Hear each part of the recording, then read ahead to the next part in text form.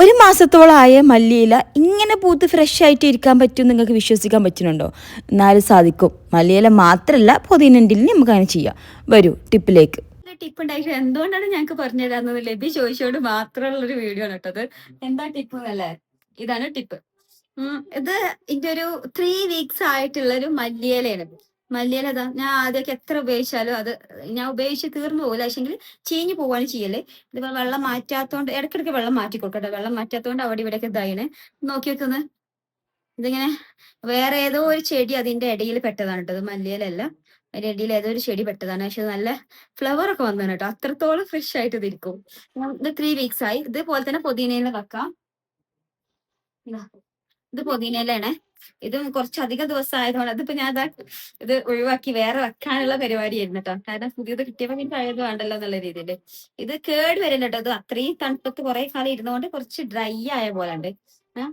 പക്ഷെ എന്നാലും അതൊക്കെ ഉണ്ട്. ഞാൻ വെള്ളം മാറ്റിക്കൊണ്ടിരിക്കുകയാണ്. പുതിയത് വെക്കണ അങ്ങനെ കാണിച്ചത് വേറൊരു കുപ്പിക്ക് മാറ്റി വെക്കുകയാണ് ചെയ്യുക. ഇത് കളയാനായിട്ടില്ല. അത് നല്ലതാണ് എപ്പോഴും. സോ ഞാൻ പുതിയ വന്നപ്പോൾ പഴയത് വേറെ കുപ്പിക്ക് മാറ്റി വെക്കും. പഴയ മല്ലിയില വീണ്ടും എടുത്ത് വെക്കുകയെന്നുണ്ടെങ്കിൽ അതൊന്നും കൂടെ ക്ലീൻ ചെയ്യണം. അതിൻ്റെ അടിഭാഗമൊക്കെ ഇങ്ങനെ ചീഞ്ഞ് തുടങ്ങിയിട്ടുണ്ടാവും.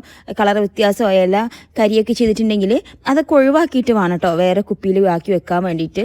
മല്ലിയില സ്റ്റോർ ചെയ്യാൻ വേണ്ടി ഇതിനു മുമ്പ് ഞാൻ പല മെത്തേഡും നോക്കിയിട്ടുണ്ട്. പക്ഷെ ഒന്നും സക്സസ് ആയിട്ടില്ല. ഇത് മാത്രമാണ് എനിക്ക് സക്സസ് ആയത് കേട്ടോ. പക്ഷേ ഇതൊരു അടിപൊളി ടിപ്പാണ്. ഫ്രീസൊക്കെ ചെയ്ത് നോക്കിയിട്ടുണ്ട്. പക്ഷെ അതൊന്നും എനിക്ക് എന്തോ ഒരു ഫ്രഷ്നെസ് ഫീൽ ചെയ്തിട്ടില്ല. പക്ഷേ ഇത് നിങ്ങൾ കണ്ടല്ലോ, ഇതിനേക്കാൾ കൂടുതലൊന്നും എനിക്ക് പറയാനില്ല. വരൂ ടിപ്പ് എന്താ നോക്കാം. കടയിൽ നിന്ന് കൊണ്ടുവന്ന മല്ലിയില അന്ന് തന്നെ എത്രയും പെട്ടെന്ന് നീറ്റായി ക്ലീൻ ചെയ്യുക.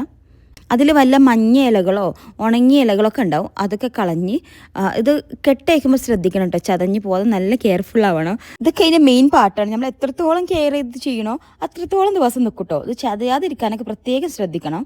ഇത് കുറച്ച് കുട്ടി മല്ലിയില കേട്ടോ. ഇത് അധികം നീളമല്ല. ശരിക്കും അതിൻ്റെ അടിഭാഗം ഒരു ഇതിലെന്തോ ഒരു അങ്ങനെ ഇങ്ങനെയൊക്കെയാണ് ഇരിക്കുന്നത്. പിന്നെ യാമിമോൾ ഉണ്ടായതുകൊണ്ട് തന്നെ എനിക്ക് കറക്റ്റ് ചെയ്യാനും പറ്റിയില്ല. പിന്നെ നിങ്ങൾക്ക് കാണിച്ചു തരിക എന്നുള്ളൊരു ഉദ്ദേശമാണ് എനിക്ക് മെയിനായിട്ടുള്ളത്. അതുകൊണ്ട് തന്നെ ഞാൻ ആ കിട്ടിയ പോലെ തന്നെ അത് അധികം കറക്റ്റ് ചെയ്യാൻ നിൽക്കാതെ അതിൽ കേടും കാര്യങ്ങളൊന്നും ഇല്ല. അപ്പോൾ അതുപോലെ തന്നെ കുപ്പിയിൽ ഇറക്കി വെക്കുന്നുണ്ട്. പക്ഷേ അതിൻ്റെ എല്ലാ അടിഭാഗവും വെള്ളത്തിൽ തട്ടിന്ന് ഉറപ്പ് വരുത്തണം കേട്ടോ. അതാണ് മെയിൻ പാർട്ട്. വെള്ളത്തിൽ തട്ടാത്ത ഭാഗം എന്തായാലും അത് കരിഞ്ഞു പോവും. ഓവർ ഡ്രൈ ആയിട്ട് ഒരു കരിഞ്ഞ പോലെ ഉണ്ടാവും, അല്ലെങ്കിൽ ചീഞ്ഞു പോവും. പക്ഷേങ്കിൽ വെള്ളത്തിൽ കിടന്നു എന്ന് വിചാരിച്ചിട്ട് ഇലക്ക് പ്രത്യേകിച്ചൊന്നും വരണില്ല. പക്ഷെ വെള്ളത്തിൽ കിടന്നിട്ടില്ല എന്നുണ്ടെങ്കിൽ അതൊക്കെ ചീഞ്ഞ് പോവുകയും ചെയ്യും.